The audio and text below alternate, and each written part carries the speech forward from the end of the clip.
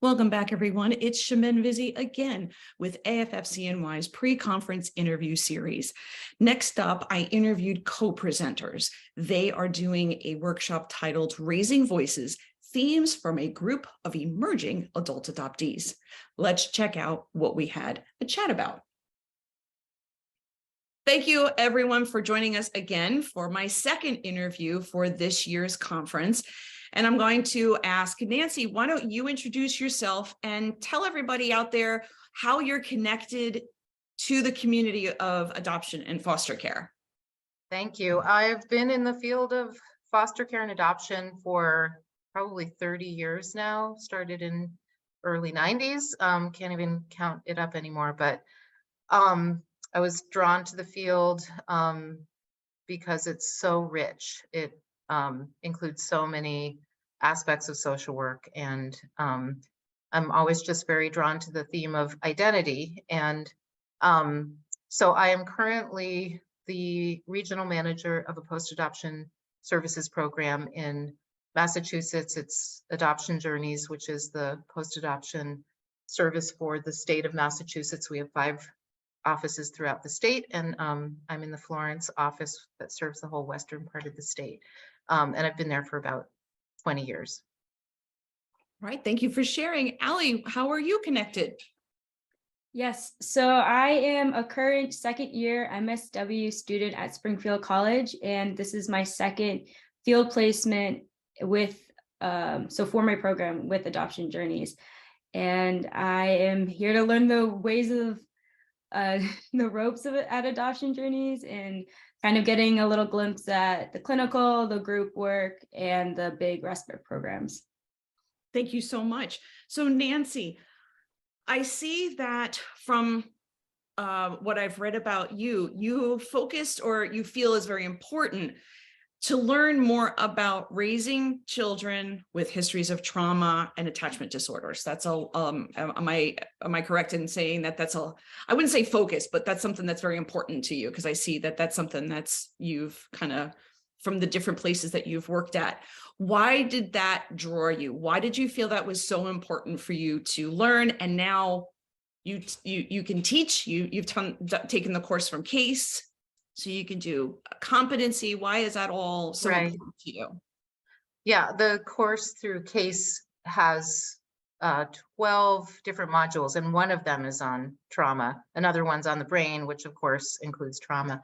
Yeah, I just have a heart for children, and children all grow up to be us. And I noticed how hurts affect people, and have a basic interest in helping people be the best that they can be. I will say that in my work in adoption and foster care, I learned most of what I know from the parents that I've worked with, and parents who are raising kids who come to them with early traumas know a lot and need a lot of support. And so it's just been part of what I've learned and been interested in through working alongside families. Well, taking the class from CASE in the competency piece, it is very difficult to find an adoption competent anything. I was going to say just therapist, but it's very hard. Is that something that drew you to taking that course because you knew it is a very hard thing to find, or is this just something that was more an extension of what you were learning anyway? Absolutely. I had already been at Adoption Journeys for a long time, and we heard over and over again from the families that we work with that it's hard to find a therapist with adoption competence. CASE created that, Debbie Riley and the people at CASE created that course in order to promote adoption competency throughout the country. So they partnered with us for doing that in Massachusetts. And yeah, ironically, most of the people who came to be in the training were child welfare connected more than therapists, but we trained a number of therapists. There is now an online training. It's called NTI, and child welfare workers and therapists can access that training. And I would recommend everybody do so. It's close to the in-person curriculum that I taught. You lose the community, but it's great and important material in there for adoption competence.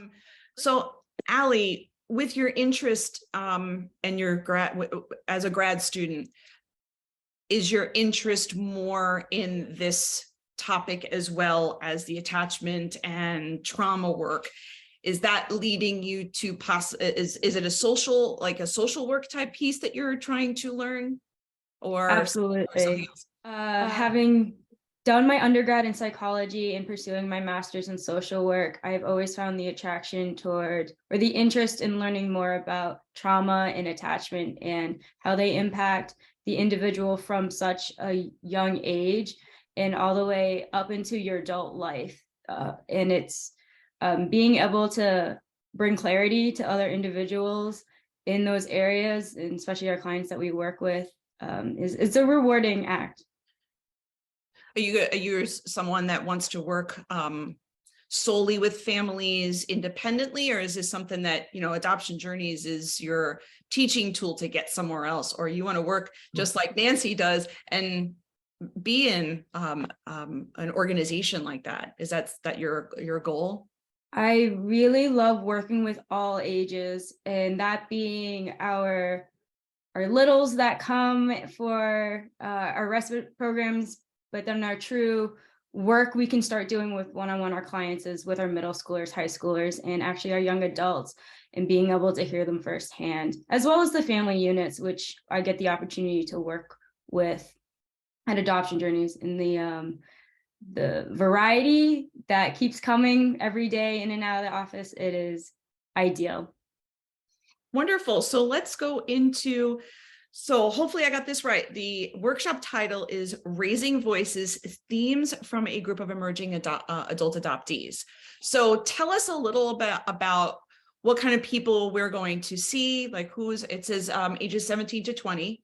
Is there going to be a few, a couple, and what kind of things are you going to be focusing on so that way everyone knows to show up and listen? We gathered 8 young adults, 17 to 20, 3, but we gathered 17 to 20-year-olds, and they came for a 2-part workshop, 2 weeks apart, in which we were able to facilitate activities that got answers to that led to these common themes. Interesting. Nancy, you want to add some more? Sure. Yeah, and it was a diverse group. Some of them adopted at an older age. Most of them adopted from foster care, but some private or international transracial adoptions and non-transracial adoptions. It was across the gender spectrum as well. So it was I think we got really fortunate in the diversity of the group. These were all young adults who wanted to be here and wanted to do some exploration of what does it mean to be this age with the underlay or overlay of adoption identity as well. And as Allie said, we designed some activities that helped them do that exploration. Most of it happened through using anonymity. So they answered some questions. We have some great activities and projects to share, which we'll do in the workshop, but they led to these young adults sharing their wisdom with us and with each other, and sharing some of the things, as Allie put it, the things that they keep hidden with each other. And it was a very powerful set of sessions.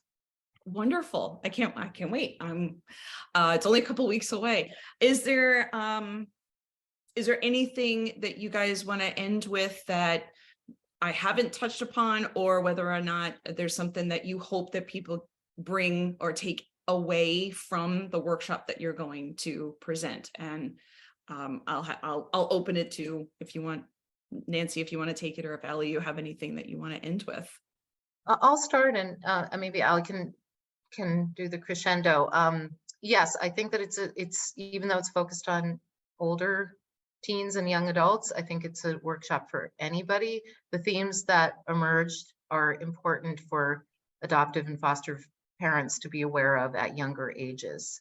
I think that these young adults have a lot to share with parents of kids of all ages. Okay, so maybe talk about how this was your project. Yeah, as a adoptee myself, I am very drawn to working with the adoption population, and having heard that these younger, and in my undergrad, I had worked with our undergrad population. So having heard that our 17 to 22-year-olds haven't been engaged in our program much, I really wanted to get them back in the office and talking about these very prevalent themes that aren't discussed a lot, that I know each one of them are experiencing, with the additional layer of being adopted, that needed to be brought into the space to know that they're not alone in what they're experiencing.